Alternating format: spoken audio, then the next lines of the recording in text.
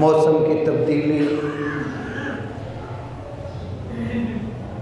اور سموک وغیرہ کی وجہ سے کافی لوگوں میں بیماری نزلہ زکام کھانسی کا ہے۔ دعا کریں اللہ تعالیٰ سب کو بیماری سے محفوظ فرمائے، اللہ سب کو شفا عطا فرمائے۔ اور بیماری اچھی چیز بھی ہے۔ پیارے آقا علیہ السلام نے ارشاد فرمایا اگر تمہیں بخار ہو جائے اسے برا نہ کہو، اسے گالی نہ دو، کیونکہ یہ تمہارے گناہوں کو مٹا دیتا ہے۔ یہاں تک فرمایا کہ اگر تمہیں کانٹا بھی چبھا ہے تمہارا ایک گناہ معاف ہوگا، تمہارا ایک درجہ بلند ہوگا اور تمہارے نامہ اعمال میں ایک نیکی داخل ہوگی۔ فرمایا اگر تم رستے میں جا رہے ہو ٹھوکر لگ گئی، کسی پتھر سے ٹکرا گئے، فرمایا اس کے بدلے میں بھی تمہارا گناہ معاف ہوگا اور نیکی بھی ملے گی۔ تو یہ تو چھوٹی ہے، تو جس کو بخار ہو جائے یا کوئی اور بیماری ہو جائے تو یہ کیوں ہے مسلمان کے لیے، مومن کے لیے؟ فرمایا اس لیے ہے کہ اللہ تعالیٰ چاہتا ہے کہ میں دنیا میں اپنے اس بندے کو تکلیف دے کے اس کے گناہ معاف کر دوں اور اسے جنت کا حقدار بنا دوں۔ اور یہاں تک آپ آقا علیہ السلام نے ارشاد فرمایا قیامت کا دن ہوگا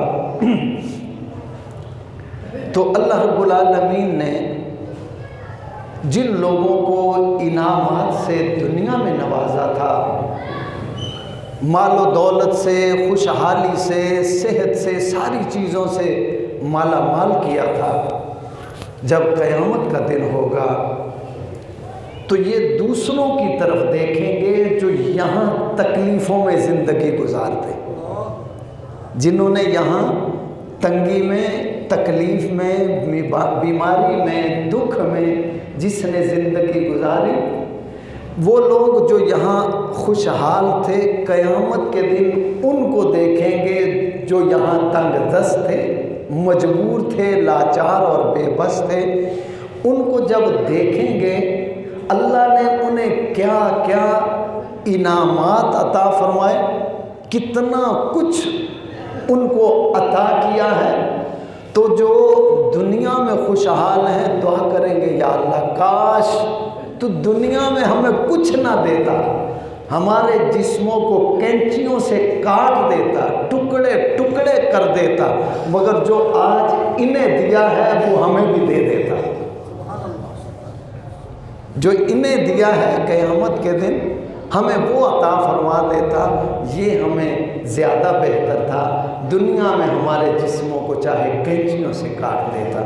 تو اللہ تعالیٰ کسی بندے کو کوئی بھی دکھ، تکلیف، بیماری، پریشانی، مصیبت آتی ہے اس پہ تو وہ اس کے گناہوں کا کفارہ ہو جاتی ہے۔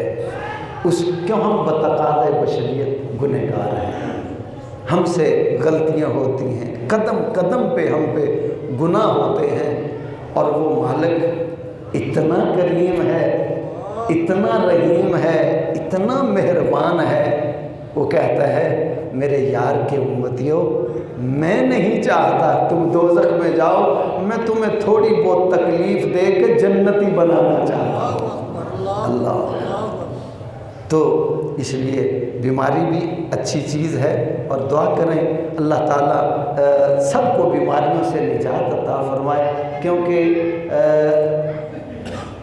کسائی اس وقت چھرے تیز کر کے بیٹھے ہوئے ہیں،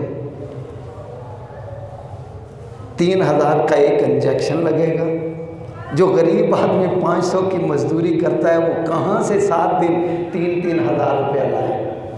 اس لیے اللہ تعالیٰ بیماریوں سے بھی محفوظ فرمائے، آمین۔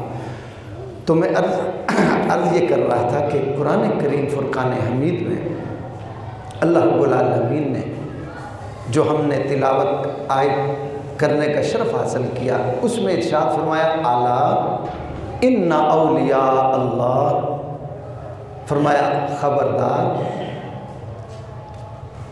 اولیاء اللہ میرے دوستوں کو لا خوف علیہم ولا هم یحزنون، نہ انہیں کوئی خوف ہے نہ انہیں کوئی غم ہے۔ اب اولیاء کا جو اس وقت دنیا میں ایک معیار بنا ہوا ہے، پہلے اس کو سمجھنا ہے، پھر اگلی بات ہمیں آسانی سے سمجھ آئے گی۔ اس وقت ہمارا جو دنیا میں ایک ماحول، ایک ذہن، ایک سوچ، ایک خیال ہے، وہ یہ ہے کہ کرامات جس سے ظاہر ہوں، کرامتیں جو ظاہر کرتا ہو وہ ولی ہے۔ جس سے کرامتیں نکلیں، جو ہوا میں اڑ کے دکھا دے وہ ولی ہے، جو پانی پہ چل کے دکھا دے وہ ولی ہے۔ جو ہمارا معیار اس وقت جو چل رہا ہے، اور جو آگ کا کوئلہ اٹھا کے منہ میں ڈال کے کھا کے دکھا دے وہ ولی ہے۔ یہ نہیں ہے ولایت، یہ نہیں ہے، اس کو سمجھ لیں۔ یہ ولایت کا معیار نہیں ہے۔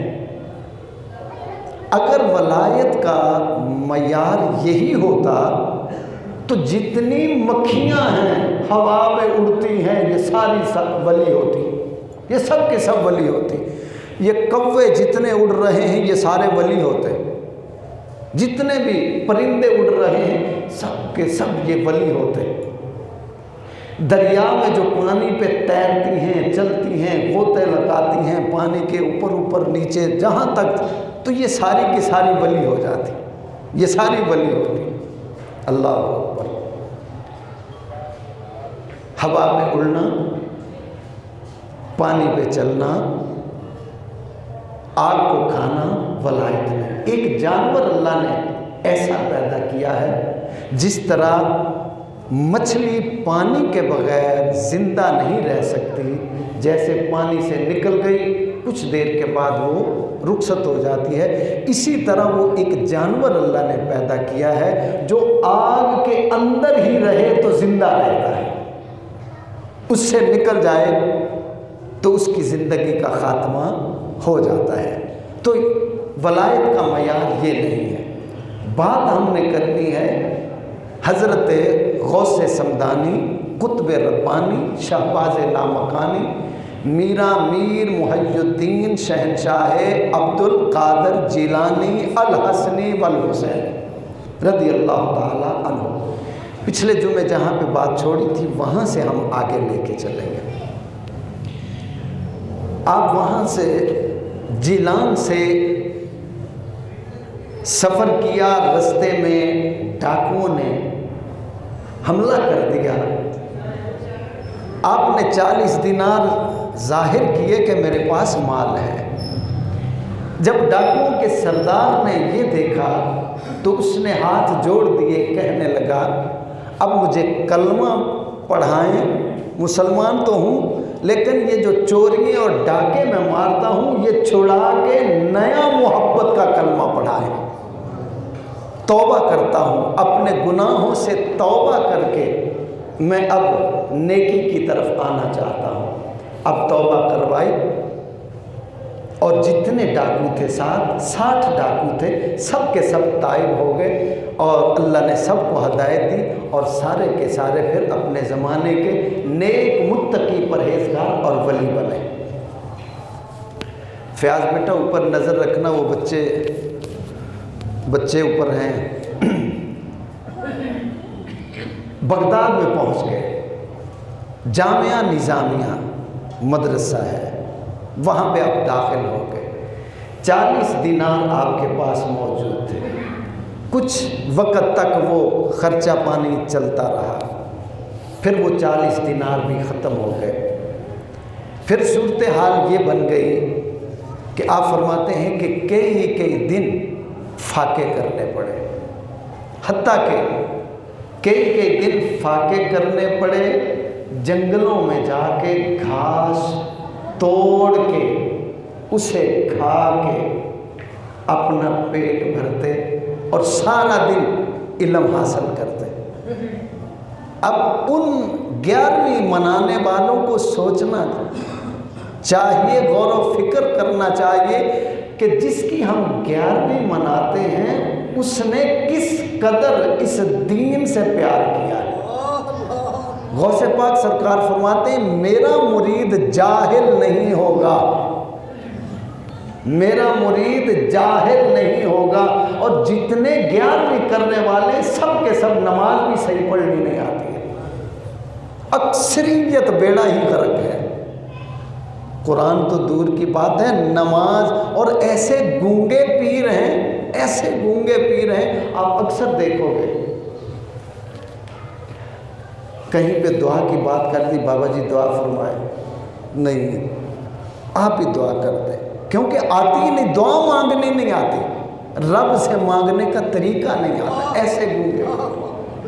تو جس کو خود رب سے مانگنے کا طریقہ سلیقہ نہیں ہے، وہ آنے والوں کو کیا سکھائے؟ پیر کا مقصد یہ ہوتا ہے وہ دنیا کی دلدل، گناہوں کی دلدل سے نکال کے ہمارا رشتہ رب سے جوڑ دے۔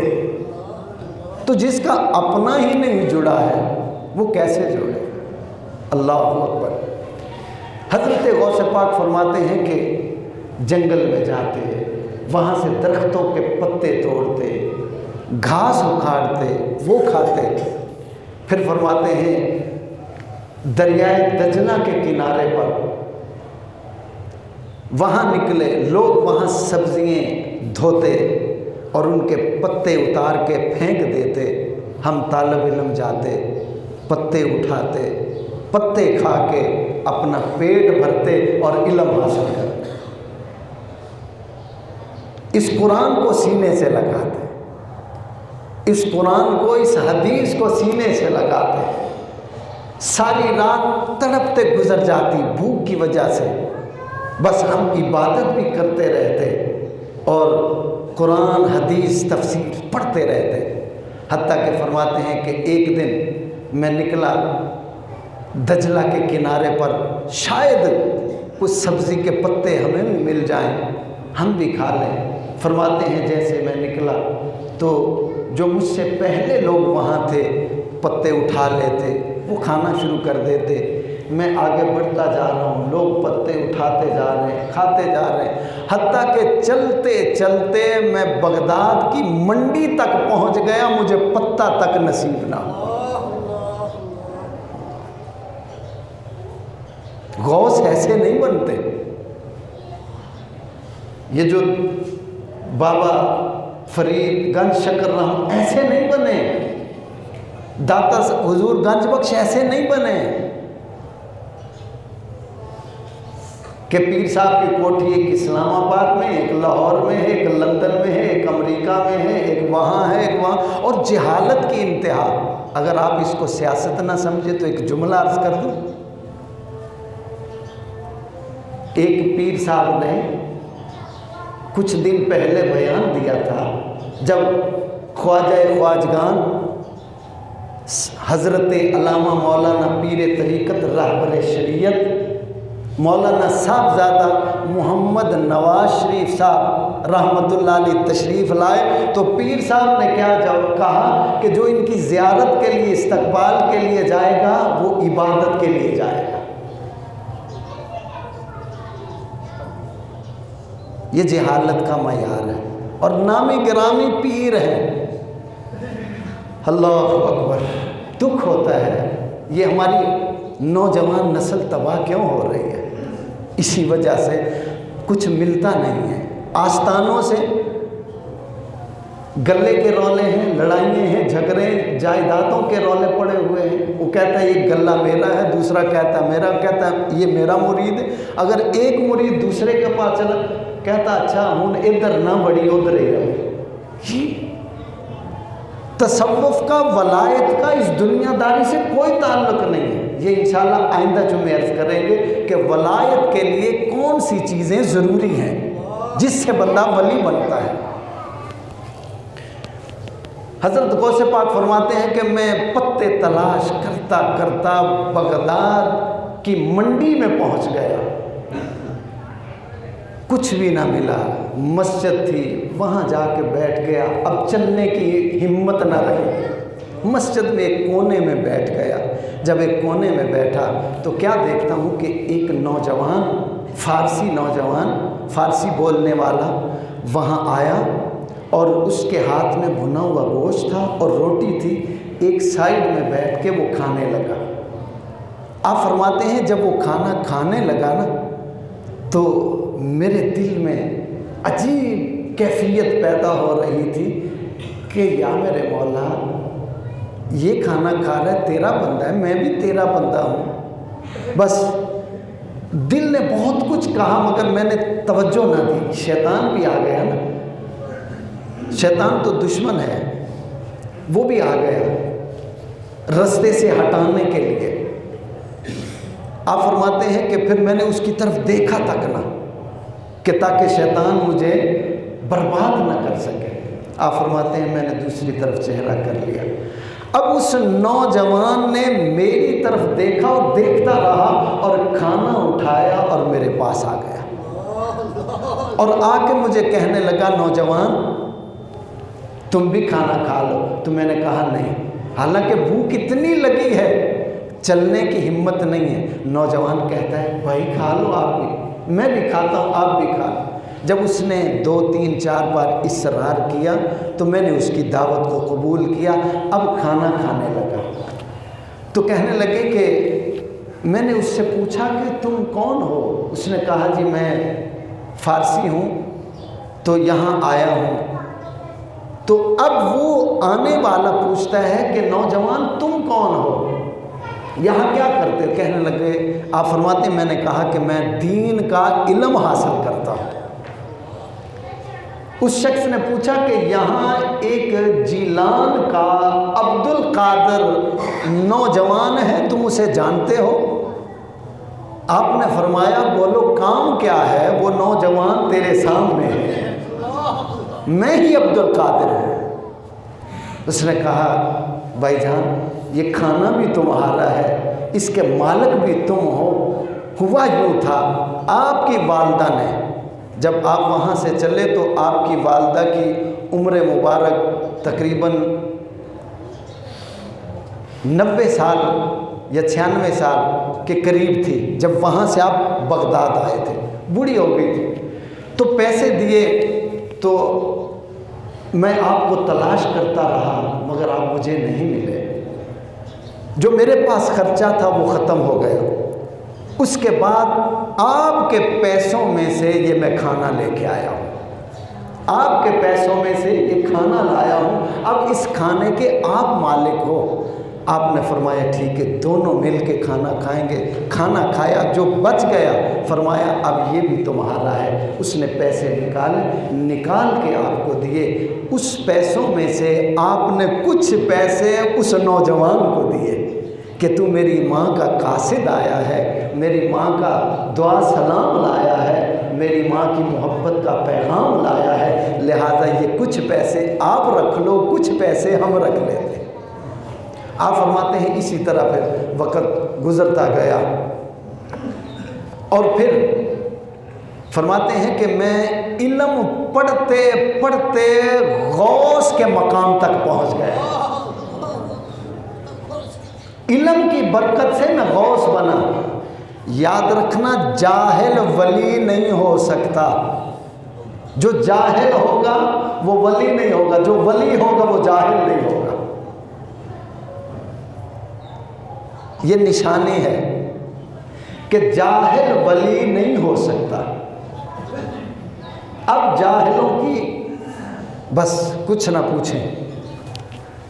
किसी ने कहा कि जब तक बेवकूफ़ लोग मौजूद हैं अक्लमंद भूखे नहीं मर सकते। अब ये अक्लमंद हैं, हमारी कौम जाहिल है। पता भी है न नमाज न रोज़ा न ज़िक्र न फ़िक्र, सारी रात फिल्में देखते हैं। शायद पिछले जुमे अर्ज़ किया था या नहीं, अभी अर्ज़ कर दे। एक एसपी थे और एक मशहूर आस्ताना है,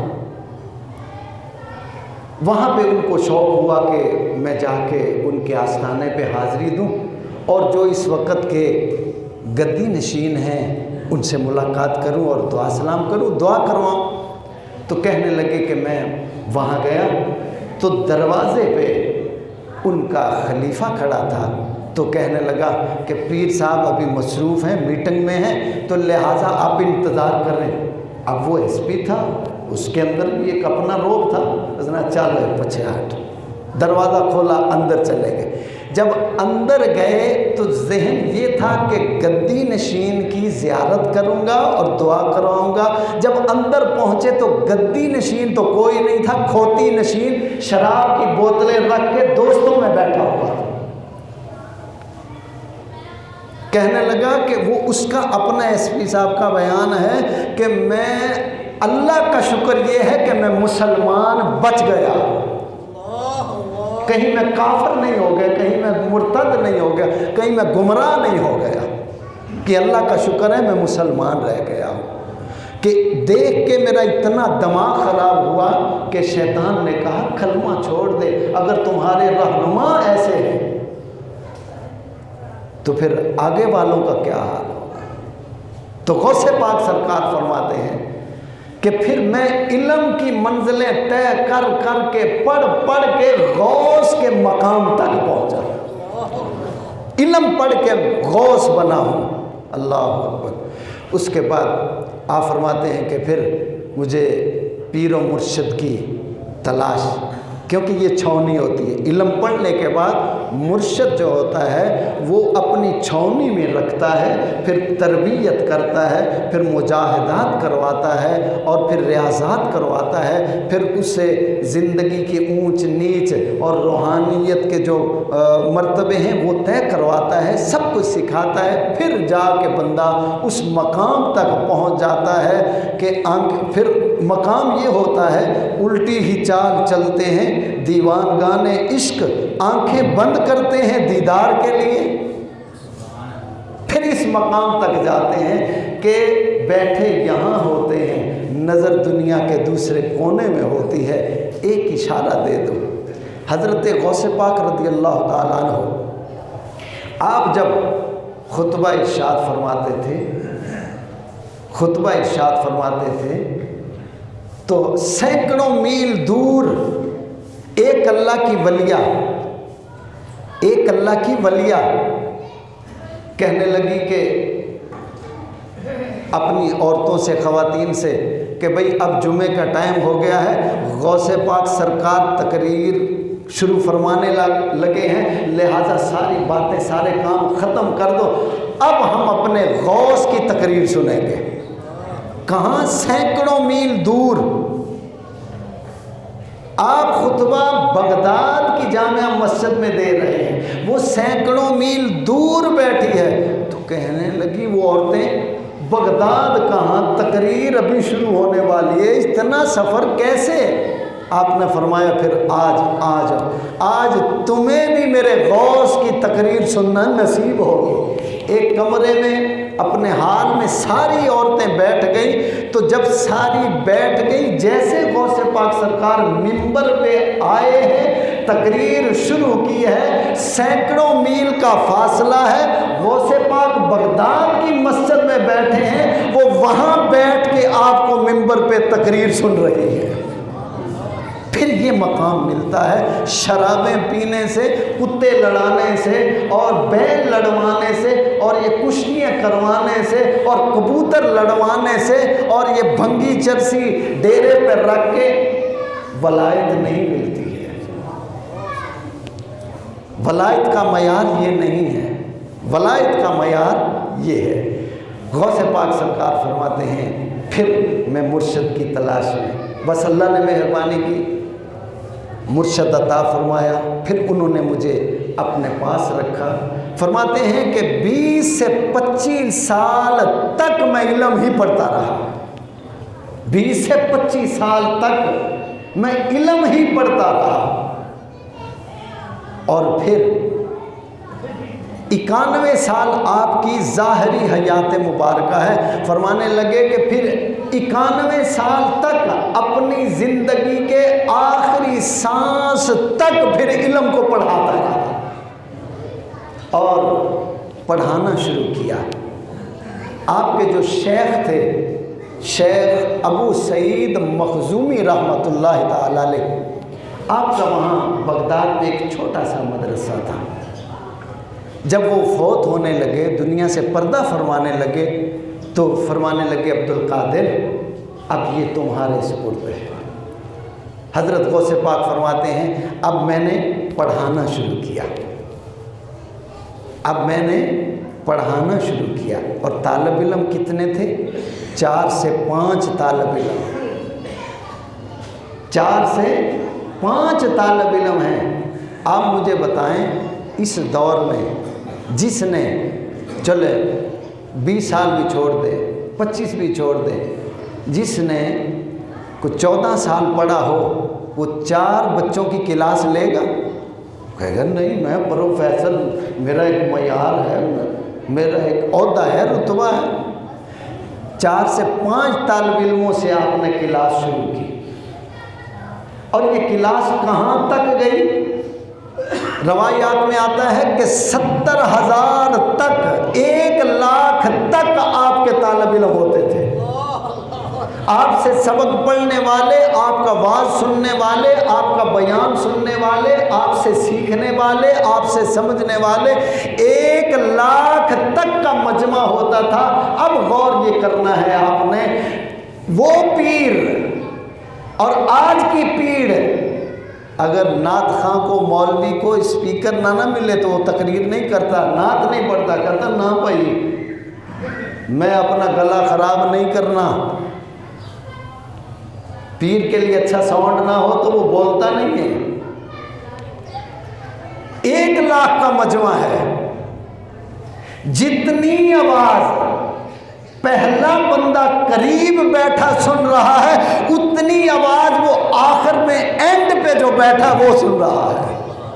اللہ اکبر، یہ ہے ولایت، اور یہ میں نے اپنی آنکھوں سے دیکھا، یہ میں نے اپنی آنکھوں سے دیکھا، اپنے کانوں سے خود سنا۔ میرے استاد تھے، شاید میں نے پہلے بھی کئی بار عرض کیا، میں ان کے پاس قرآن پاک حفظ کرتا تھا۔ اللہ اگر وہ دنیا میں حیات ہیں، اس وقت کافی ضعیف تھے، اللہ ان کی بخشش فرمائے، اگر چلے گئے ہیں تو کوئی بچہ بات کرتا تھا، اس کو قریب بلاتے تھے، بولتا تھا، اس کا منہ پکڑ کے کان کے قریب کرتے تھے، کہتے زور سے بتاؤ، ایک بار سمجھ نہیں آتی، دوسری بار کہتے اور قریب آؤ، پھر دوسری بار، 2-3 بار ایک بات بچہ بتاتا استاد صاحب کو، تو پھر ان کو سمجھ میں آتی۔ مگر کرامت کیا تھی کہ 20 بچوں کی، اسٹوڈنٹوں کی کلاس ہے، یہاں سے وہ دروازے تک، جو آخری بچہ وہاں بیٹھا ہے اس نے زیر کی غلطی کی، اور یہ بارہا میں نے دیکھا، بارہا دیکھا۔ اگر مجھ سے غلطی ہوتی تھی تو یہاں سے وہ بتاتے تھے، عمر اپنی غلطی ٹھیک کرو، تم زبر غلط پڑھ رہے ہو۔ کسی کی بات سننی ہے تو منہ قریب کر کے بتاؤ، پھر بھی 2-3 بار کے بعد سمجھ میں آتی۔ قرآن کا، علم کا معجزہ، اس کی کرامت یہ تھی کہ وہاں آخری بچہ زیر زبر کی، شد مد کی غلطی کرتا تھا، یہاں سے بیٹھ کے فوراً اسے خبردار کرتے، یہ اپنی غلطی کو ٹھیک کرو۔ یہ ہے علم کی برکت۔ تو جو علم سے تعلق رکھے گا، علم پڑھے گا، وہی ولی بنے گا، اور وہی اس مقام تک جائے گا۔ وہ پھر کسی کو کچھ سمجھائے گا، کسی کو اٹھائے گا، گناہوں کی زندگی سے نکالے گا، پھر اس کو رب کے ساتھ ملائے گا۔ جو خود ہی جہالت میں اس کے گڑھے میں گرا ہوا ہوگا، گمراہی میں جو پیر خود ہی برباد ہوا ہوگا، جس کا شوق یہ ہوگا کہ ملک صاحب آئے ہو، انہاں پا اے مربع خریدنا ہے، رانا صاحب تسی آئے ہو نا، انہاں پا جیڑا نا ایس کوٹھی دا کام کروانا ہے،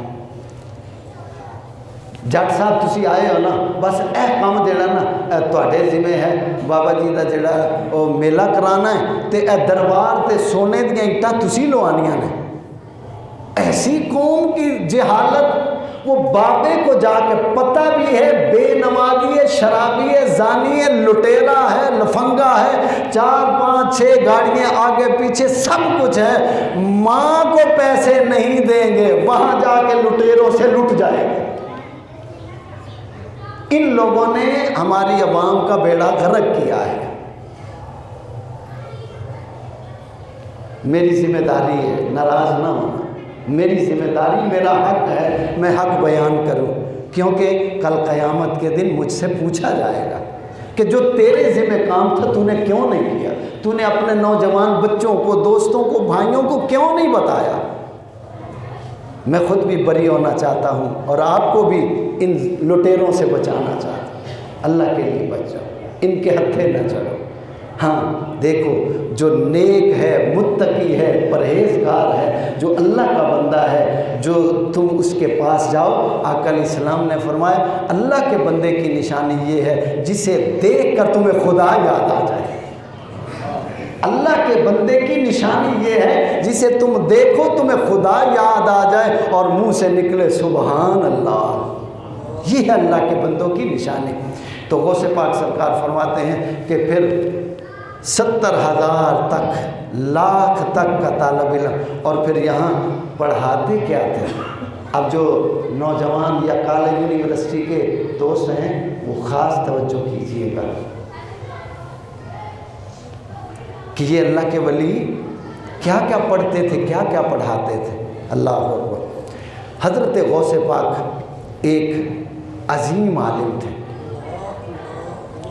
ایک عظیم مفتی تھے، عظیم فقی تھے، عظیم محدث تھے، عظیم مفسر تھے، اور عظیم معلم تھے، اور عظیم عابد تھے، اور عظیم ولی تھے، اور عظیم مجاہد بھی تھے، عظیم مجاہد بھی تھے۔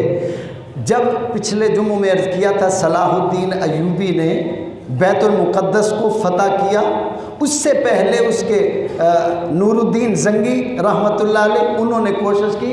اب حضرت غوث پاک کے مدرسہ کے 5,000 4 سے لے کے 5,000 طالب علم تھے جو عالم تھے، جو نور الدین زنگی کی فوج میں پہلی صف میں کھڑے ہوتے تھے۔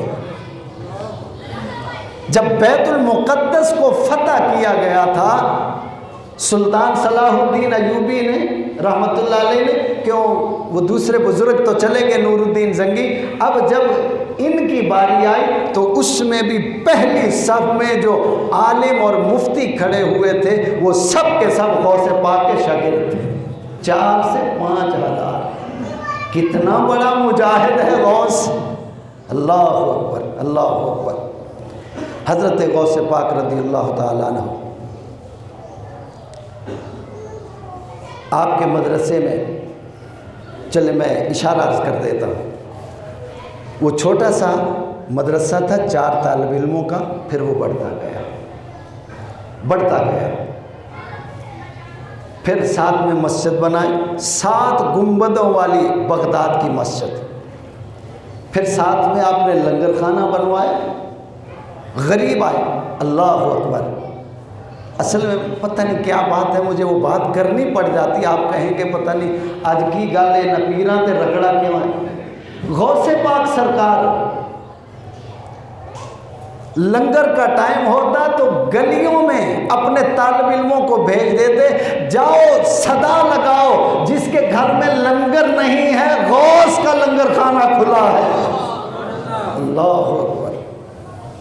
جس نے لنگر نہیں کھایا ہے آ جاؤ، غوث کا دروازہ کھلا ہے۔ جس کے بچے بھوکے ہیں آ جاؤ، کوئی یہ نہ کہہ دینا ایک غوث کے ہوتے ہوئے، اللہ کے محبوب بندے کے ہوتے ہوئے ہمارے بچے بھوکے سوئے ہیں، ہمارے بچے بھوکے بلکتے رہے، تڑپتے رہے۔ آ جاؤ، بغداد کی گلیوں میں اعلان کرو غوث کا لنگر صبح بھی چل رہا ہے، شام بھی چل رہا ہے۔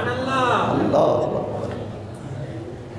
یہ ہوتے ہیں ولی، یہ پیر ہوتے ہیں، اور جو مریدوں کے مال پہ نظر رکھیں وہ ٹیڈ پیڑ ہوتے ہیں۔ اللہ اکبر۔ اب مسجد بنوا دی، بڑی مسجد ہو گئی، خانقاہ بن گئی، مسافر خانہ بنا دیا، دن رات علم کا سلسلہ چل رہا ہے۔ حضرت غوث پاک رضی اللہ تعالیٰ عنہ اسلامک لا پڑھایا جا رہا ہے، اسلامک قانون پڑھایا جا رہا ہے، علم القرآن پڑھایا جا رہا ہے، علم الحدیث پڑھا رہے ہیں، علم الزہد پڑھا رہے ہیں، علم تصوف پڑھا رہے ہیں، علم ولایت پڑھا رہے ہیں۔ اب غور کیجئے گا، اللہ اکبر، سبیس سائنسز یہ کلاسیں لی جا رہی ہیں، اسی کے ساتھ ساتھ بیالوجی پڑھائی جا رہی ہے، اسی کے ساتھ ساتھ جیالوجی پڑھائی جا رہی ہے، اور سوسیالوجی غوث پاک کے مدرسے میں پڑھائی جا رہی ہے۔ آج دنیا کہتی ہے ان کو کیا پتا ہے، ارے تم، اب کیا کہوں، دنیا نے ولایت کا مقام صرف کرامت سمجھا ہے۔ ارے بھائی یہ نہیں ہے، یہ تو علم کا مرکز ہوتے ہیں جو ولی ہوتے ہیں، ہر علم پڑھاتے ہیں۔ پچھلے جمعوں میں ہم نے حضرت اعلیٰ حضرت امام شاہ احمد رضا خان فاضل بریلوی رحمۃ اللہ علیہ آپ کی سیرت پہ عرض کیا تھا، کتنے علوم آپ پڑھاتے تھے؟ 55 علوم پر آپ نے کتابیں، 1000 سے زیادہ کتابیں لکھی۔ یہ اولیاء اللہ حضرت بابا فرید سرکار رحمۃ اللہ تعالی علیہ آج کے 35 PhD جمع ہو جائیں تو ایک بابا فرید کی جوتی کے نوک کے برابر بھی نہیں ہو سکتا، اتنا علم انہوں نے پڑھایا۔ ولی علم والے ہوتے ہیں اور ہر علم پڑھاتے ہیں جو جس کو ضرورت ہوتا ہے، کیونکہ اللہ نے انہیں علم لدنی عطا فرمایا ہوتا ہے۔ اللہ اکبر۔ اس کے ساتھ ساتھ دینی اور دنیاوی سارے علوم کے چشمے غوث پاک سرکار کے مدرسہ سے جاری تھے، سارے علوم پڑھائے جا رہے تھے۔ اور آخری بات عرض کر دوں، ٹائم ہو گیا ہے۔ اب دیکھیے ہمارے پیروں کی گاڑی کے ٹائر بھی میلے نہیں ہوتے، ان کے جسم پہ مکھی بھی نہیں بیٹھتی، جوتی پہ مٹی پڑ جائے تو وہ بھی گوارا نہیں ہے، کسی کو کچھ دینا تو دور کی بات ہے۔ غوث پاک سرکار صبح سے لے کر شام تک جو ان کی مصروفیات، اشارہ عرض کر، 13 علوم آپ خود بیٹھ کے پڑھاتے، 13 علوم غوث پاک سرکار خود بیٹھ کے پڑھاتے، جو میں نے اشارتاً پہلے عرض کی ہے، خود پڑھاتے، بنفس نفیس خود پڑھاتے۔ اس کے بعد دوپہر کا وقت ہوتا، آپ تشریف لے جاتے، اور جو یتیم بچے دور دور سے پڑھنے آئے ہوتے، چھوٹے غریب یتیم بچے، انہیں لے جاتے اندر اور جا کے ان کے سر صاف کرتے۔ سمجھو غوث کیا ہے، ان کے سر میں کنگھی کرتے اور آنسو بہاتے اور بچوں کو دلاسا دیتے کہ تمہاری اماں پاس نہیں ہے، تمہارا ابا نہیں ہے، میں تمہاری ماں بھی ہوں، تمہارا باپ بھی ہوں۔ یہ دین اس طرح پھیلتا ہے، دین اس طرح عوام تک جاتا ہے، لوگ اس طرح عمل کی طرف آتے ہیں۔ جب رہنما جاہل ہوں گے آگے بھی جہالت ہی پھیلائیں گے۔ غوث پاک ان کے سر صاف کرتے، کنگھی لگاتے، ان کے سروں کو اچھی طرح دھوتے، جو نہا نہ سکتے انہیں نہلاتے۔ پھر لوگ سمجھتے کہ غوث پاک سرکار گھر آرام کے لیے گئے ہیں، مگر آپ آرام نہیں کرتے، آپ ان بچوں کی دیکھ بھال کرتے ہیں۔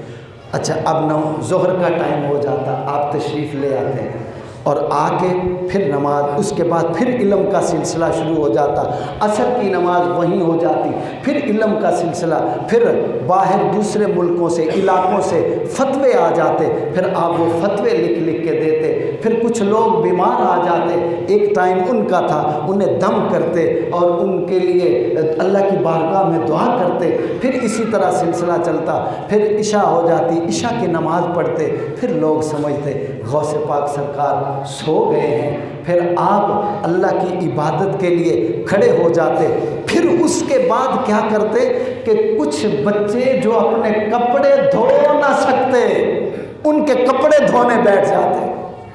اللہ اکبر! سمجھو اسلام کیا ہے، اسلام کے رہنما کیا ہے۔ ہم نے وہ سمجھ رکھا ہے وہی پیر، وہی مولوی، وہی نعت خواں جو دھڑنا دھڑن کرے اور بس اور چند شغلی باتیں سنائے اور عوام سے پیسے لے اور اپنا کھیسہ بھرے اور لے جائے۔ یہ آپ میرے بھائی جہالت پھیلا رہے ہیں، اس میں آپ کا حصہ پورا شامل ہے۔ کل قیامت کے دن اللہ نے اگر پوچھ لیا ان نعت خانوں کو تو نے لاکھوں روپیہ دے دیا، ان شرابی کبابی نعت خانوں پہ کروڑوں روپیہ لٹا دیے، تیری مسجد ویران رہی، تیری مسجد میں قرآن پڑھنے والوں کے استاد کے لیے 3 سے 4 5 ہزار فیس تک نہ تھی۔ اب بتا تو کیا جواب دے گا؟ اللہ نے دیا تو کل پوچھے گا۔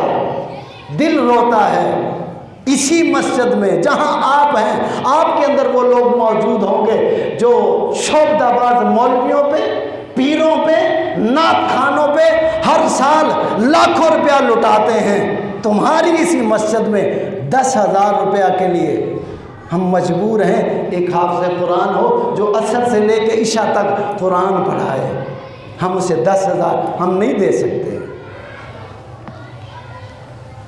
کل قیامت کے دن اللہ نے پوچھا تو کیا جواب دو؟ دکھ لگتا ہے، یہ تمہارے کام نہیں آئیں گے، یہ تو صرف اپنے کھیسے بھرتے ہیں۔ 40,000 ایڈوانس، 50,000 ایڈوانس، لاکھ روپے ایڈوانس، 2 لاکھ روپے ایڈوانس، اور پھر وہی کام سارا ہوتا ہے۔ یہ کام نہیں آئیں گے، یہ تو اپنا کھیسہ بھرتے ہیں، جا کے وہ شراب پئیں اور جو مرضی کریں، اور ایسا ہے کرتے ہیں سب کچھ۔ میرے دوستوں، اپنے دین کی طرف، اولیاء کی طرف، ان اولیاء کو دیکھو جنہوں نے کام کیا ہے، ان اولیاء کے ساتھ رشتہ قائم کرو جنہوں نے کام کیا ہے۔ اور جو یہ بھنگی، چرسی، پوڈری اور پراڈو اور لینڈ کروزر والے ہیں، یہ تو خود منگتے ہیں، یہ تو خود مریدوں سے جا کے مانگتے پھر رہے ہیں۔ اور کئی ایسے بھی پیر ہیں کہ وہ سال کے بعد مریدوں کے پاس چکر لگاتے ہیں، اب گندم کا موسم آیا ہے تو 500-600 من گندم جمع کر کے لے آئیں گے، بلکہ وہیں وپاری کو بلا کے ریٹ لگا کے پیسے ڈالیں گے، آ جائیں۔ آپ ناراض تو نہیں؟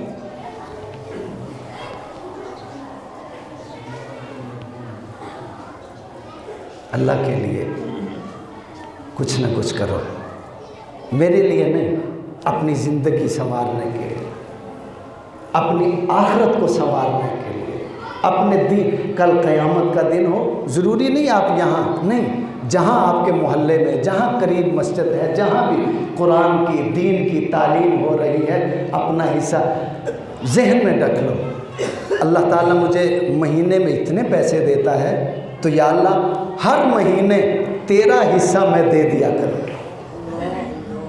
ایک بزرگ فرمانے لگے، ایک نوجوان ملا، اس کی سرکار کاروبار نہیں ہے، کام شام نہیں چل رہا۔ آپ نے فرمایا اللہ سے پارٹنرشپ کر لو، کبھی تمہارا کام ٹھپ نہیں ہوگا، پارٹنرشپ کر لو۔ کہنے لگا بابا جی اللہ سے کیسے؟ فرمایا تم اللہ سے یہ دعا کر لو، ذہن بنا لو کہ یا اللہ تو مجھے جو رزق دے گا اس میں سے آدھا میرا اور آدھا تیرا، آدھا میرا آدھا تیرا۔ وہ جو تیرا ہوگا میں ماں باپ پر خرچ کروں گا، بیوی بچوں پہ خرچ کروں گا، بہن بھائیوں، غریبوں، یتیموں پہ، دین پہ، مدرسے میں، مسجد میں خرچ کروں گا۔ وہ اللہ کا جو حصہ ہوگا ایسے خرچ کر دینا، اپنا جو تیرا ہوگا جیسے مرضی کر لینا۔ اب بابا جی نے جب اس کو بتا دیا، اس نے اسی وقت ذہن بنا لیا، نیت کر لی۔ جب اس نے نیت کر لی تو پھر کچھ عرصے کے بعد بابا جی سے ملاقات ہوئی۔ بابا جی نے فرمایا ہاں بھائی سناؤ کیسا ہوا؟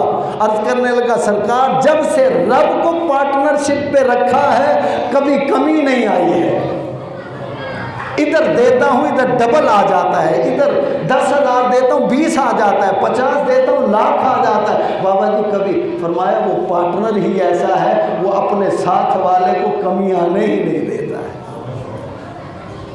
تو دوستو اللہ کے ساتھ پارٹنرشپ کر لو، انشاءاللہ تمہارے رزق میں کبھی کمی نہیں آئے گی، کبھی کمی نہیں آئے گی۔ ذہن بنا لو جہاں بھی آپ کرنا چاہیں، جس جگہ کرنا چاہیں، دین کے لیے اپنا حصہ لازمی نکالیں کہ ذہن بنا لیں یا اللہ ہر مہینے میں اپنے اتنے پیسے یہ فلاں مسجد میں، فلاں مدرسے میں، فلاں جگہ پہ تیرے قرآن کے لیے، حدیث کے لیے، تیرے دین کے لیے دوں گا۔